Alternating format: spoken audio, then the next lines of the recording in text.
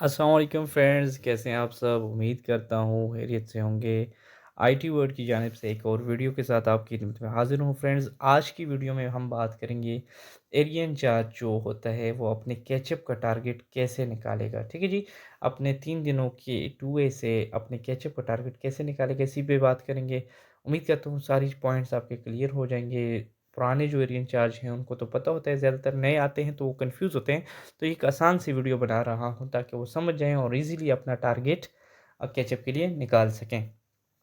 ठीक है जी। तो वीडियो स्टार्ट करते हैं। वीडियो स्टार्ट करने से पहले एक रिक्वेस्ट है, काइंडली वीडियो को लाइक किया करें, शेयर किया करें।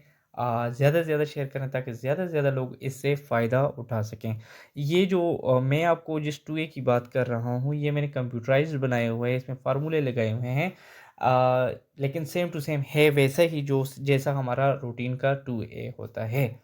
तो हम जो कैचअप का टारगेट निकालते हैं, कैचअप के टारगेट के लिए हमें हर टीम के टोटल एनए चाहिए होते हैं जो स्टिल एनए होते हैं। ठीक है जी? जो 3 दिन एक्टिव कैंपेन के बाद जो स्टिल एनए रह जाते हैं, वो चाहिए होते हैं। रिकॉर्डेड जो सॉरी रिफ्यूज़ल जो रह जाते हैं 3 दिनों के, वो चाहिए होते हैं। लेकिन इसमें एक बात मैं आपके लिए क्लियर करता चलूँ कि इस तरह होता है कि एक टीम डे 1 का बच्चा डे 2 पे कवर कर लेती है। ठीक है जी?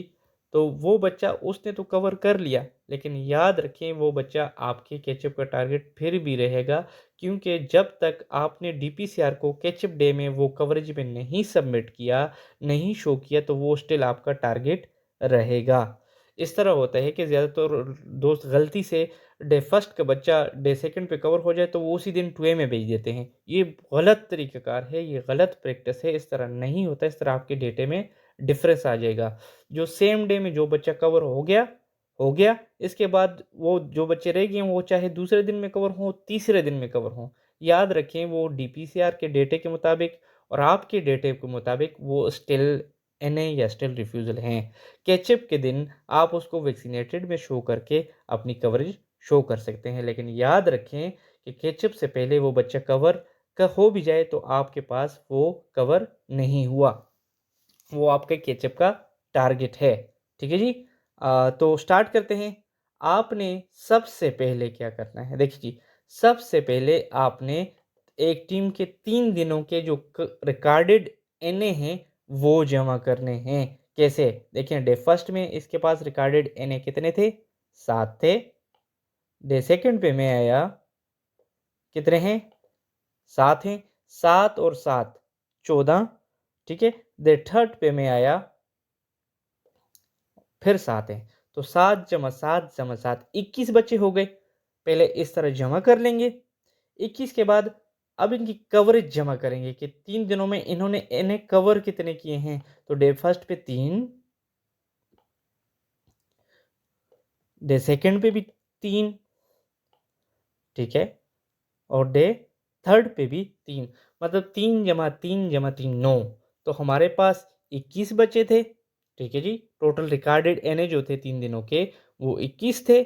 21 में से जब हम 9 निकालेंगे तो हमारे पास क्या बच जाएगा जी? 12 बच्चे।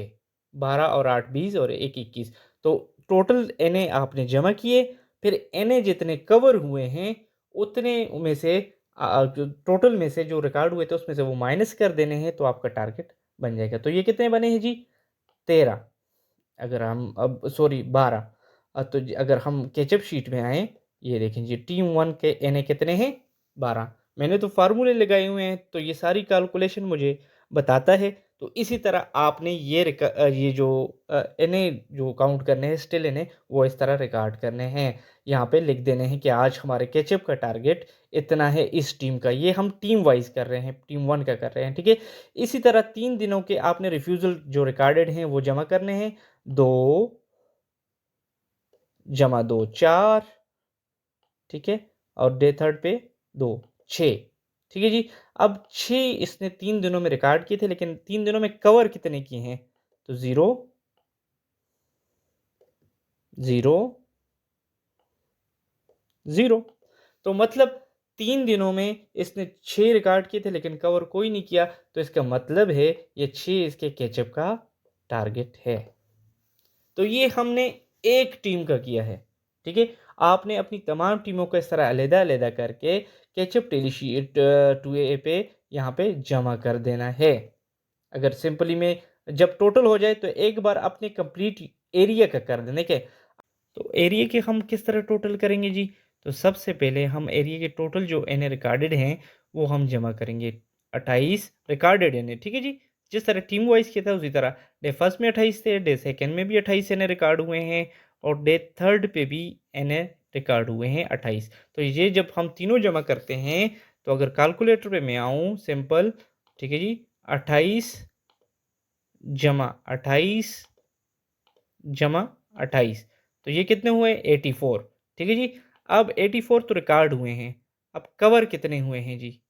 ٹھیک ہے جی 12، یہ دیکھیں این کور ڈے فرسٹ پہ 12،